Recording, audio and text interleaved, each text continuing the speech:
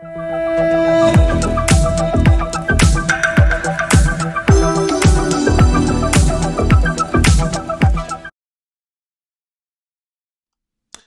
everybody, it's your friend Kevin, and today is Sunday, the 20th of November 2022, and let's get right to your card and message of the day. We're using the Archangel Sword of Light Oracle by Radleigh Valentine. Let's see, angels, ancestors, Father in the sky, Mother in the earth, angels and light workers of all directions of time and space. Thank you for this message of clarity for today. Here we go. There we go.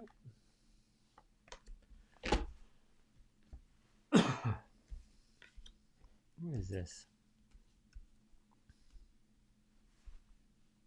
Number 19, make a decision. I love this. I love this card. Sort of reminds me of the Justice card maybe in tarot. On the left, we have matters of the heart. And on the right, we have a white feather, angelic influence. And then the question is, are you choosing to prioritize yourself or another in this situation? Accept divine guidance pointing you toward your own joy because you deserve it. Now, this is what I know for sure. Oftentimes, particularly if you're a light worker, and I would like to say if you're on this channel and other channels, believing in angels and believing in spirit world and believing in all things that's good and spiritual, then you are a light worker. A light warrior, on the other hand, steps forward and basically protects the light, protects the love, protects it all, given, make sure the marginalized, the put upon, that there is no injustices. That's, to be honest, that's what I believe to be the distinction. All right, so I'm going to read the description according to Radleigh Valentine with the influence of Archangel Michael. The time has come for you to make a choice. So often when people are conflicted about a decision, it's because they are comparing the repercussions of choosing to make themselves happy versus giving somebody else what they want. My heavenly perspective is that you can arrive at a choice from within one of these three spaces: the mind, the heart, and the angelic or divine guidance. Notice where your eye is drawn in the image: the sword, which is the mind, the white feather, angelic guidance, or the ruby, your heart.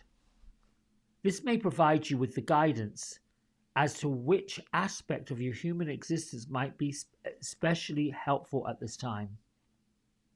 The scales represent the desire for all things to be in balance. But if that were the case, then you probably wouldn't be receiving this message at this time. You would have already made a choice, because it would already be easy. Ask yourself if you have too often gone with the option of making somebody else happy, particularly at your own expense. Then ask yourself if it isn't time for you to bring the scales back into balance by choosing what you truly want.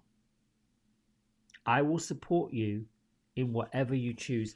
And this is from Archangel Michael. Here's what I've got to say about that. There are times in our lives where we do have to compromise our own desires. For example, parents sacrifice greatly for their children, and then adult children sacrifice greatly for their aging parents.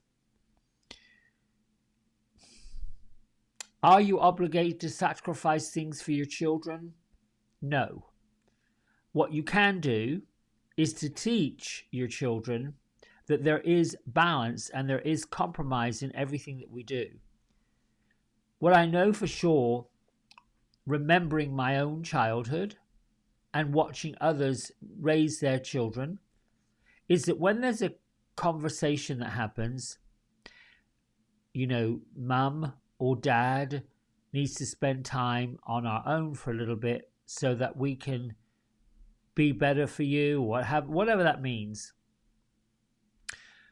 The child may fuss, the child may get upset, but very quickly understand and very quickly settle down and very quickly get the program.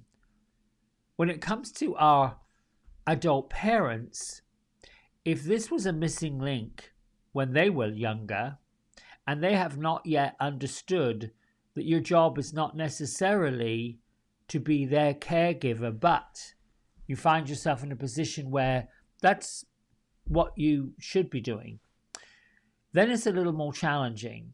But always, what I know for sure, this is your life, my life, our life. We get to be who we are, do what we do. This is it. There's a cliche that this is not a dress rehearsal. This is the live act. What I know for sure when I taught yoga to students was that what you do with your life, the choices you make, have to be your own choices. They've got to work for your highest good. When you find yourself asking, well, what is my highest good? What do I want? Chances are you've been distracted with somebody else's wants, somebody else's needs, somebody else's success, somebody else's blessings. And there's nothing wrong with that. Because, we're also taught when we're younger not to be selfish. To concentrate on ourselves so much so is selfish.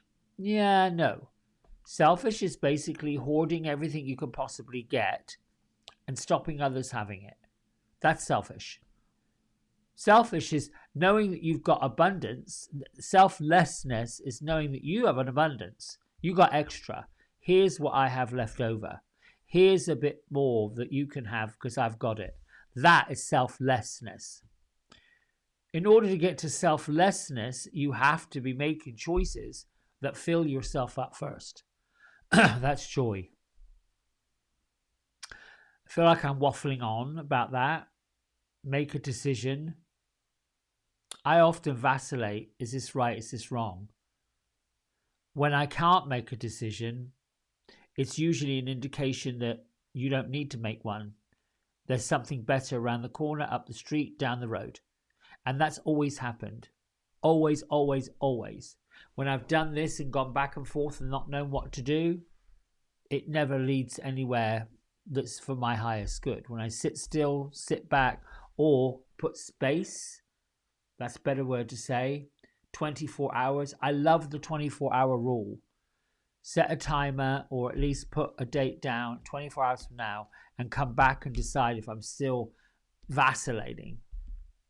Anyway, this feels like a good stopping point. Have a great Sunday. Be well, be good, be plentiful, be blessed. I love you. Thanks for your subscriptions, for sharing it, for liking it, and your comments are delightful. See you tomorrow. Bye.